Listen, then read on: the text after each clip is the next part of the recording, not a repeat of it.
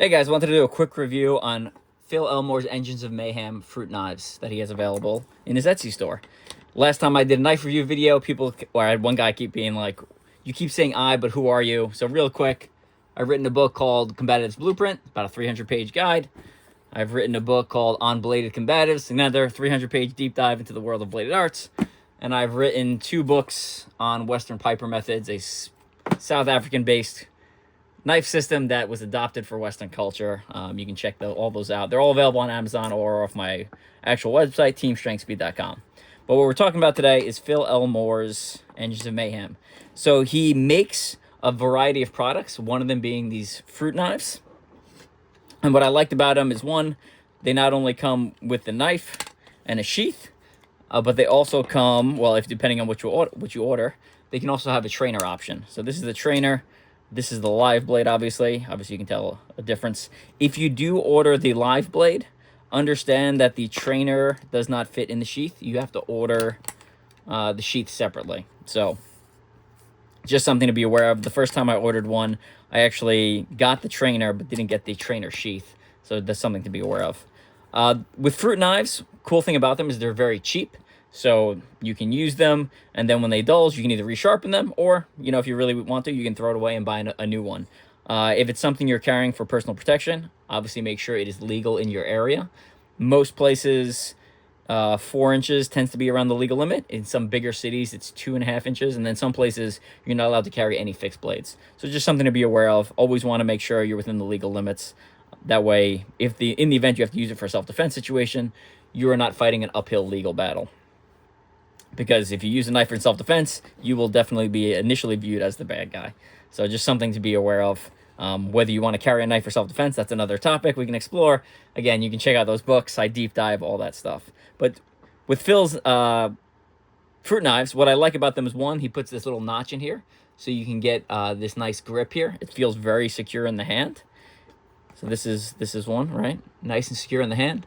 This is Pakal, so right, the edge is going to be oriented in for a lot of the use.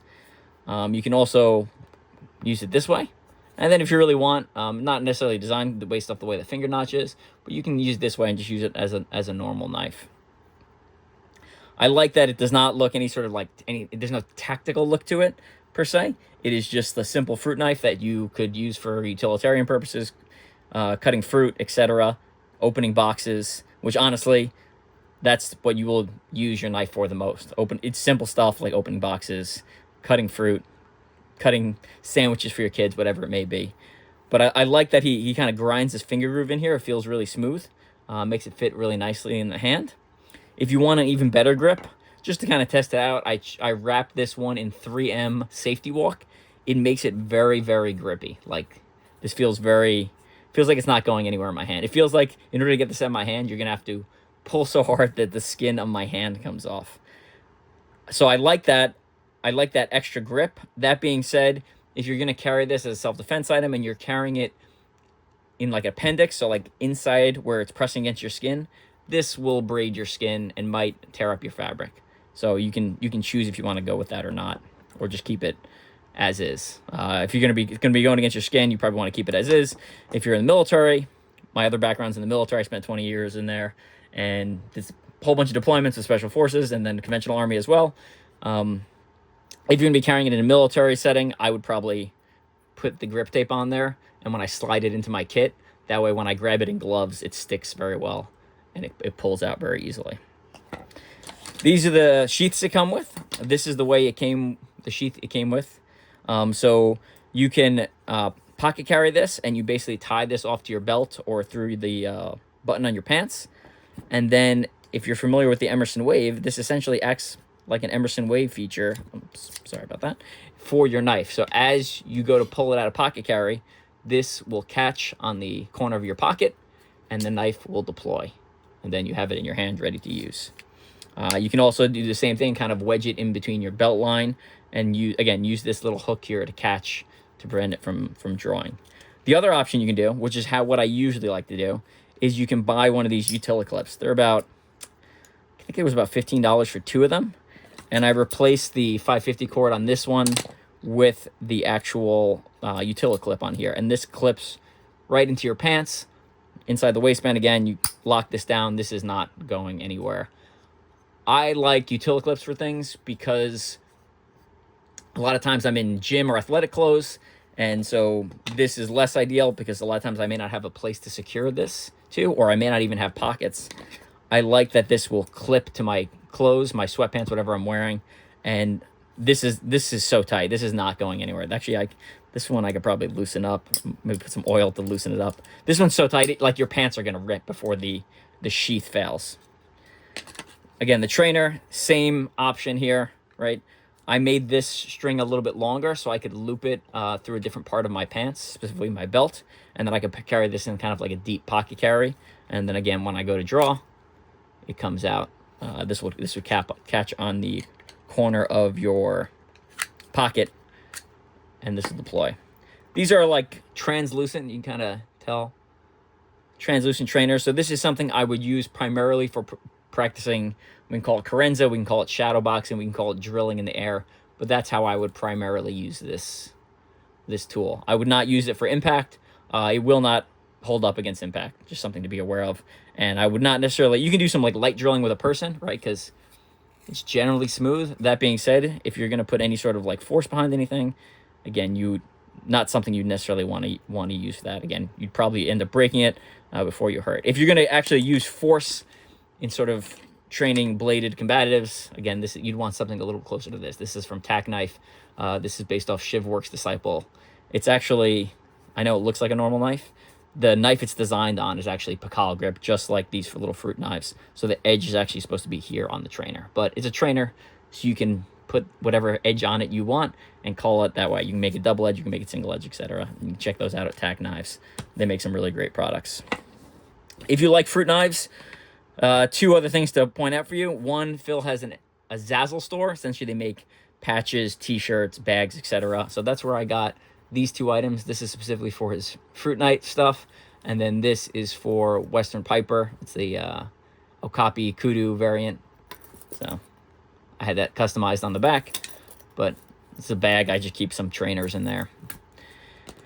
And then also, depending on when you're watching this, if you're watching this right after I uploaded it, there is a webinar tomorrow. It comes with a ebook and we'll probably talk for about an hour and a half, talking about how to use something like this for personal protection, as well as I did a deep dive analyzing 50 different knife attacks, sharing some lessons learned that we can use those to enhance our own personal protection and our own personal safety. That webinar, if you're watching this right after, has a special, if you're watching this, reference this video, I'll give you the lower price, which is $47. If you're watching it late, the normal price is $60. But again, shoot me a message, reference this YouTube video, and we can give you the lower price. It comes with an ebook, a PDF that'll be sent to you, and it comes with a recording of the webinar that you get to keep, so you can rewatch it, you can practice it as much as you want. That webinar, that fruit knife webinar, how to use an item like this, so Pakal grip, edge in with a slight curve, for self-defense, is part of a larger system called Urban Warlord. Me and Phil Elmore. Phil's a very accomplished author. He's written so many books. If you've read stuff on self-defense, you've probably stumbled across one of his stuff at some point, whether it's his book or something he ghost wrote for someone. So very well published, very well read in the self-defense world. We're part of a larger, I'm gonna call it system, we can call it certification process, whatever you want to call it. It's basically, we've taken our webinars, we've strung them together, so we have 12 webinars, 12 ebooks that you can read, you can test, and you get these fun certificates. If you've been following myself, Ultra OCR Man, on Instagram or Facebook, you have seen some of the marketing material. It's like AI images, they're silly. We take the marketing kind of funny and not seriously, because self-defense should be fun. That being said, the topics we cover are serious, and the skills we'll give you will make you better for personal protection and for your personal safety. So check out his Full Engines of Mayhem store. He not only sells stuff like these knives, but he also sells various other paracord items like this large keychain, which you can also use as a self-defense item. So I'll drop all those links in the show notes down below. I will drop a link to Urban Warlord down below. I will drop a link to the Fruit webinar to purchase down below, and you can check them out. And then this is my brand, Pamacon Combatives. You can check that out. We also have a Patreon channel. if you're interested in learning more, actually how to use this stuff, all of that stuff is behind a paywall on my Patreon channel. You guys get the reviews for free. This is where I'm specifically looking at the specific tools. But any sort of tool, any sort of actually skill set employment of any of that stuff, situational awareness, de-escalation, actual knife use, that stuff is behind a paywall. So thanks again for stopping by, and we'll catch you guys later.